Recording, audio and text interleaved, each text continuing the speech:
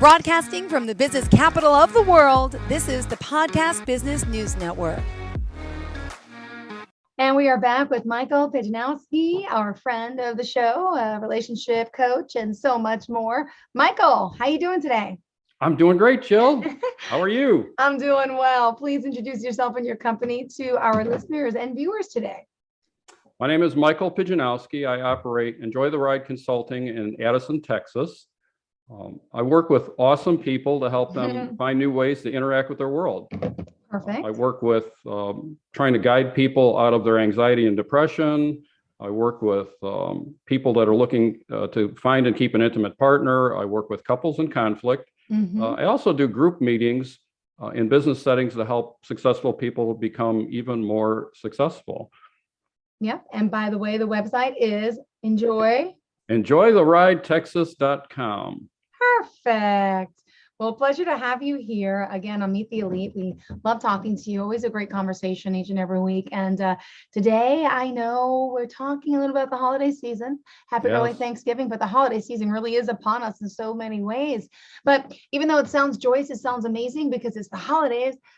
Not everyone feels so good. There's a lot of anxiety, a lot of depression that happens during this time of year. There is, Jill. You know, a lot of this is, I remember back to when I was in doing therapy with a therapist, and one of the things they talked about was stressors, and which really kind of says that something out there is bothering me. Yeah. And so my perspective on that is really different because it's not the things out there that are bothering us, it's something within us. And so, you know, when I say I'm a relationship coach, yes, I do help people with intimate relationships and dating and that sort of thing. But ultimately, everything that we talk about has to do with the relationship with ourselves. Yeah. And so we're going to be digging into some stuff today, into repressed emotions.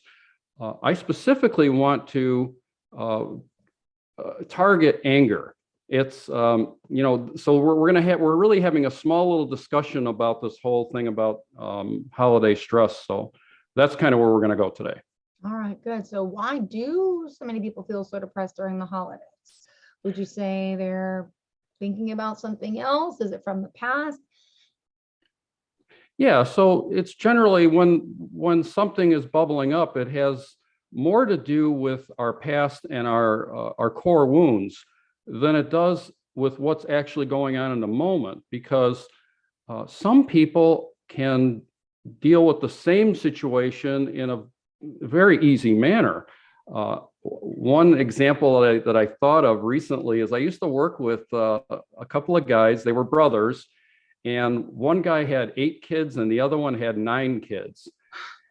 And I just think, you know, I had 2 and I thought, wow, 2 was like, you know, that was like my limit of like how I could deal with it. And so for them, they had support systems. So to them, it was kind of natural.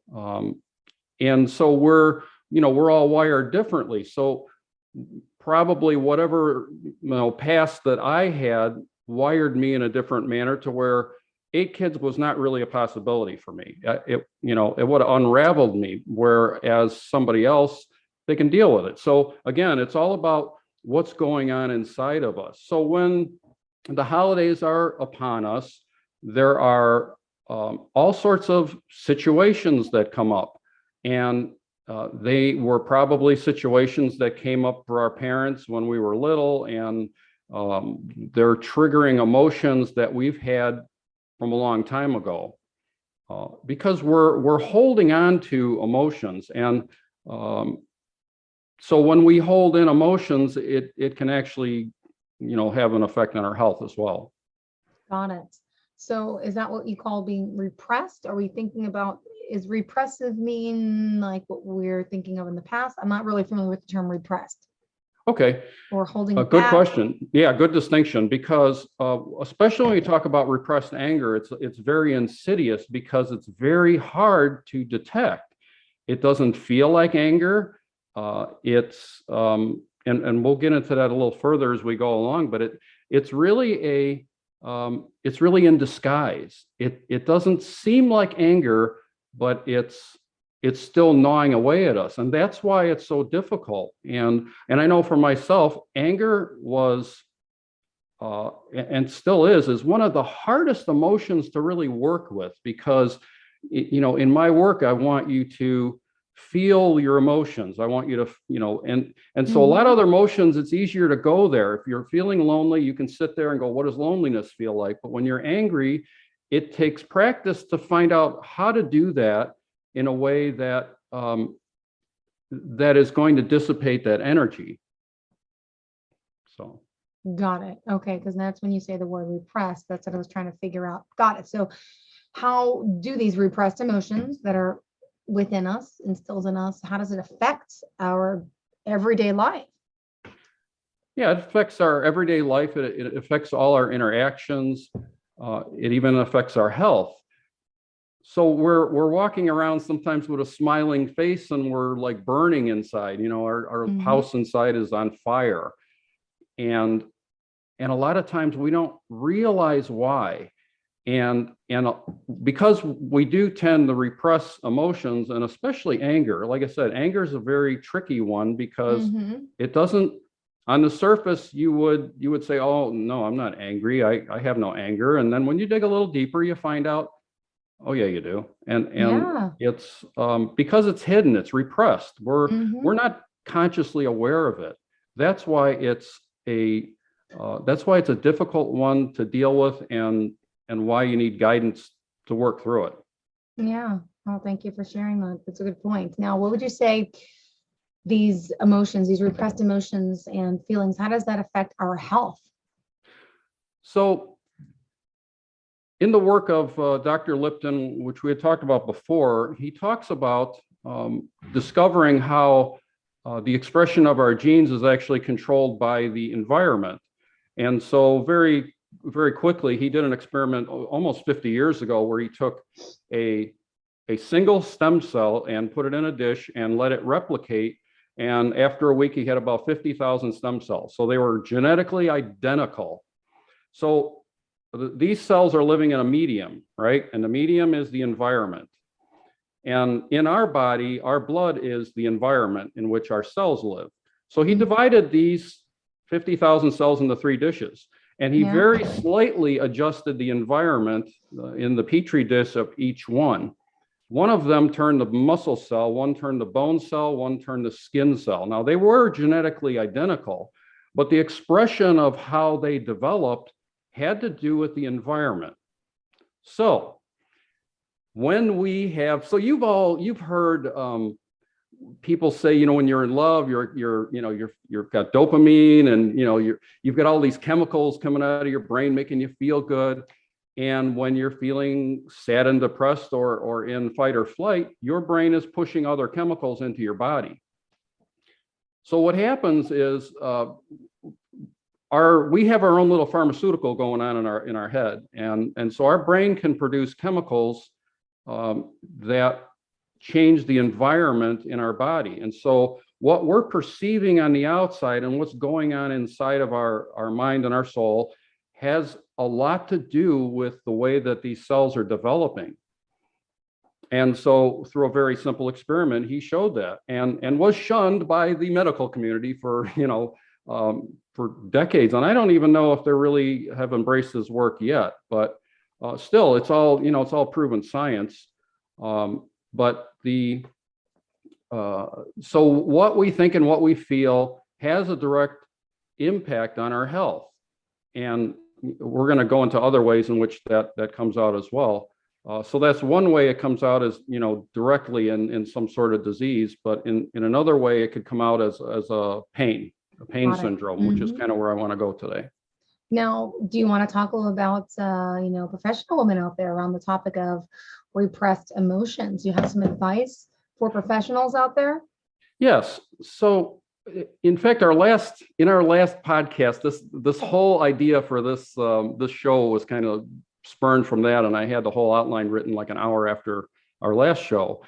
And so when I especially for professional women have kids, they have a lot of other responsibilities, a home or whatever. Repressed anger can be a problem. And so when you suggest to them that they're feeling some sort of pain in their body, or that their happiness is being affected because maybe they have some anger around their kids. They're angry at their kids because they don't have enough free time. There's all these excuses of saying, not excuses, but there's all these things that happen that cause anger. But then the problem is, when you suggest that, people say, well, no, I'm not angry, because who would be angry with their children? Children are wonderful, they're gifts. And then we don't want to admit that we have this anger because we don't know what to do with it. True. And so we feel this anger and then we repress it. And this is where it starts coming out sideways and all sorts of other ways. And so when, and we're just talking about women right now, but when women are in the workforce and they have kids, and especially if they don't have a partner and everything's on them, there's a lot of anger that starts building up. If they don't know how to process that, and they repress it and deny that, no, I'm not angry at my kids. Who would be angry at their kids? And then there's a feeling of guilt if you do admit that you're angry, because you don't know what to do with it.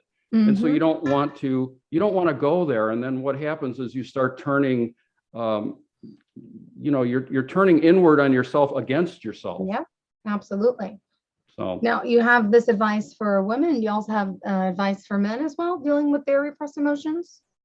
yes, and it's very similar. It's in the workforce, you're going to work. You have a boss that you love your job, but your boss is being a pain, and there can be all sorts of other reasons. Maybe you're a caregiver for one of your parents who's ailing, and you love your parents and you do anything for them, but because of your maybe perceived loss of freedom, you're angry at the fact that they're sick. And so people don't want to say, well, that it pisses me off that I'm taking care of, but I love them and I'm doing this by choice, but there's still anger in there.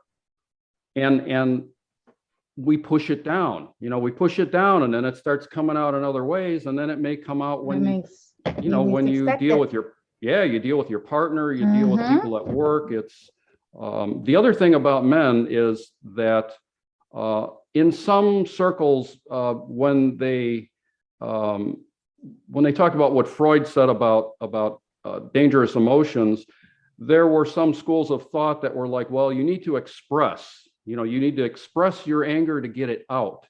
Okay. And I was part of a group that did that. And I noticed that as I expressed anger, there was relief. However, as much as I did this process where you're expressing your anger and you're just letting it all, your rage come out, it wasn't all coming out. And this is kind of where I parted way with them, because I found out that I was, through expression, I was not actually getting rid of all of my anger. I was still keeping some for later. Of course, we all do. Now, Yes. how do you identify, how do you first learn about that you have these repressed emotions in a sense? So I was first introduced to this idea when I was like 26 years old. So from about 26 to 36, I had severe back pain. I mean, there were days when I couldn't even hold my own weight up.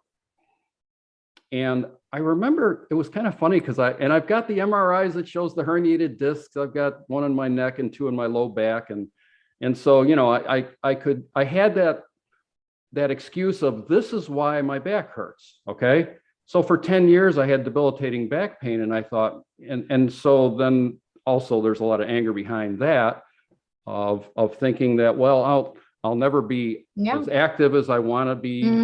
And so I suffered for 10 years, and I actually went to a surgeon, a back surgeon. And one thing he said to me, which which really stuck with me, is he says, he says, we're not going to talk about surgery until you can't walk in here. And then he said, the thing that I never forgot, and then it really came back to light, is he said, you're probably like 10 years from now, you're going to probably forget you even had a back problem. And I just thought, how could that be? I have a structural defect. Yeah. I mean, I could see it. I could show you on the MRI. And so that kind of stuck in my mind. Well, then my dad gave me a book by Dr. John E. Sarno, who was a doctor in New York. He practiced at the time back, so heck, we're going back. I've been good now for like 20 years. And he had like 30 years of experience behind him, where in his medical practice, he started noticing a link between people's emotions and how they were feeling. And so he developed this strategy to where he would, his cure for back pain was education. It was teaching people that what's going on is that your mind thinks that it's a protective measure, as weird as it sounds, it's a protective measure by the mind to keep you away from thinking about your emotional pain. And so it gives you a pain, and the pain is real. The pain is actually, so, people say, oh, but I'm not imagining this pain. No, you're not imagining the pain. But what happens is your mind has the capability of closing down the blood vessels in your back, because it's the largest, muscle area. And so it constricts the oxygen level. So it restricts the blood flow. You have low oxygen in the muscles, which causes cramping and severe pain. So the oxygen deprivation is the reason for the pain, but the real cause is the mind trying to divert your attention away from your emotions. So the answer is knowing that this is happening and basically lifting the veil of secrecy from your mind and saying, okay, I know what this is about. This is not about a physical pain. This is about avoiding emotions. So that was kind of my first brush with finding, anything about repressed emotions. Well, can you give us and share some practices and, how we could help, uncover our repressed emotions, to fix them? Could you explain it a little bit? And it's good, you're giving us the awareness that we need, because not everyone is aware that they even have these types of repressed thoughts. And well, right. so I had no forth. idea. I mean, for 10 years, in fact, when my dad handed me that book, I was kind of laughing. I said, no. It was, the book was called Healing Back Pain, no medication, no exercises. And I was like, no. I know what's wrong with me, but I read it anyway. But as soon as I started reading it, I started seeing myself in the pages of the book. So as far as practices or recognition, so recognition is kind of the first thing. So you have a physical pain. It could be in your arm, most likely. Low back is, one of the easiest target areas for the mind to target.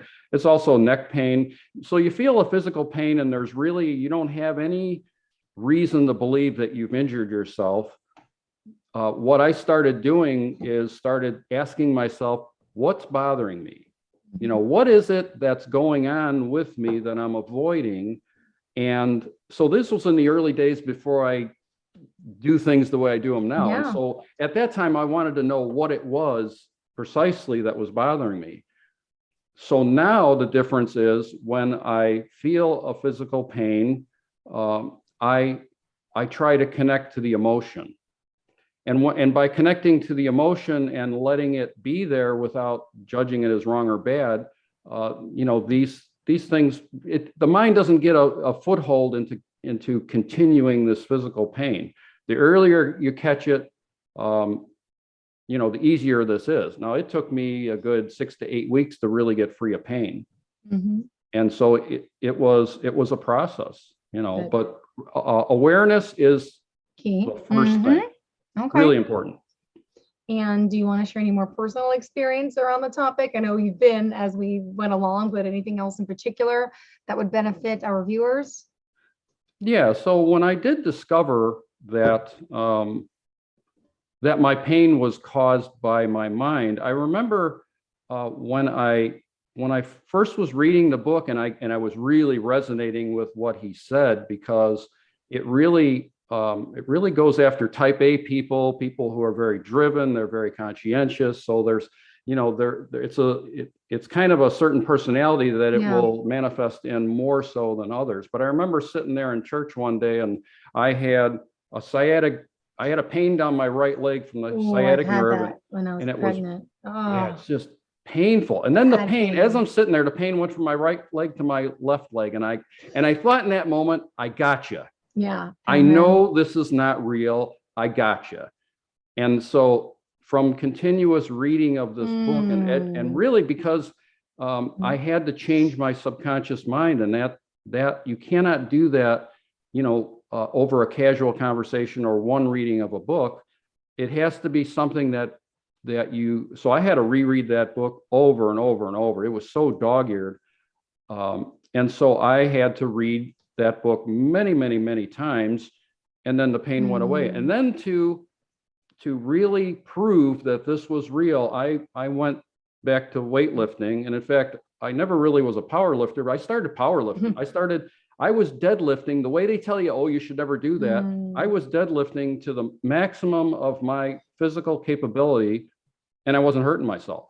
So I said, okay, I know what this is. This is the mind in action, jazzing me over. Awesome. Wow. Well, thank you for sharing this. We still have a few minutes left. Do you still want to add anything about repressed thoughts and how it could, we could benefit by kind of letting them go? I mean, the holidays are here. As you mentioned, depression increases, hence repression increases. Yes. Any know-how tips for the family? I mean, just getting around the family sometimes during the holiday could cause stress, could cause depression.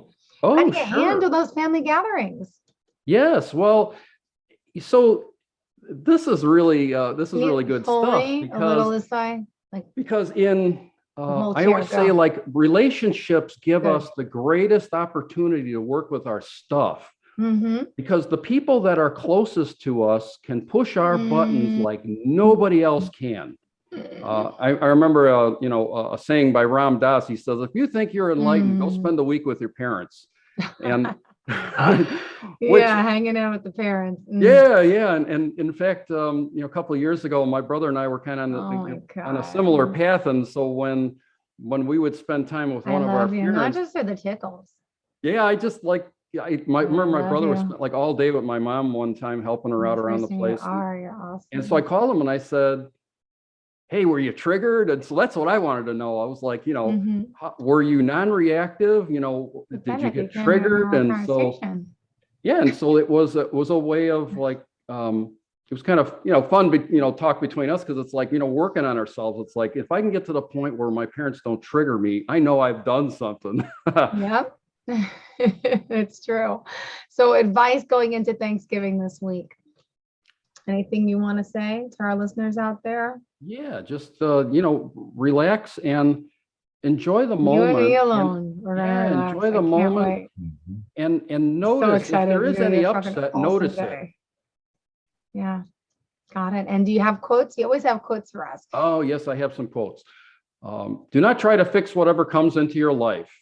Okay. Fix yourself in such a way that whatever comes, you will be fine. And that's Sadhguru. And this next one's very relevant. People don't fake depression. They fake being okay. Remember that. Be kind. Repeat that again. People don't fake depression. They fake being okay. Yeah.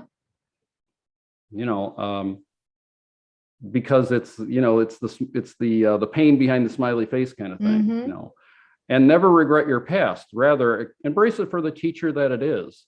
And this is relevant. I mean, I work with so many people who are still pining about their ex from 10 years ago. And it's like, they need to see that there was a teaching moment there. And there's a reason why you're not together. Yes, there was really good, but sometimes. But what did you learn? And that's what I always say. When there's a breakup, it's like, okay, but what did you learn about you?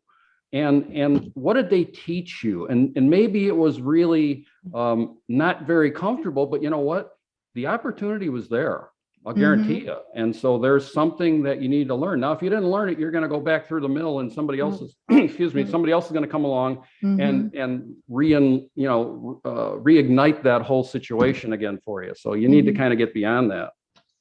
Got it. Well, in closing, I'm not good at quotes, but I could just say, be grateful. Thanksgiving. Yes. Be thankful for your friends, for your family, for life in general. It's been a hard year and a half for so many people. And Michael Pijanowski, a lot of us go through very hard things, especially relationships. And I know that's your strength when you're coaching people, individuals, couples. So for Thanksgiving, for the holidays, what would you say to all couples? Because, people get under each other's skin sometimes. Yes. So I would make a list of what you're grateful about with your partner. So loud, I can't hear you.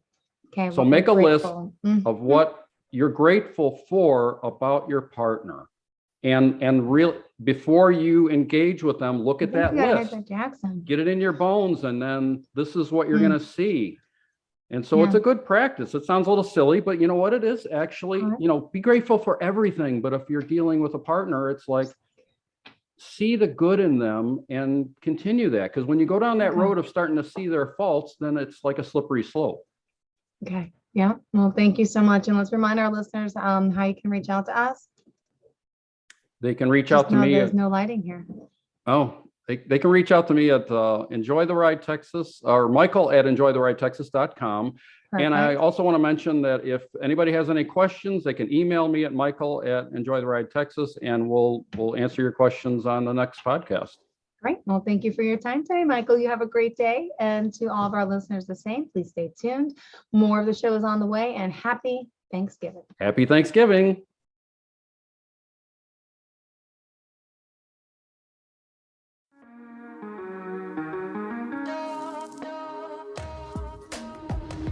Broadcasting from the business capital of the world, this is the Podcast Business News Network.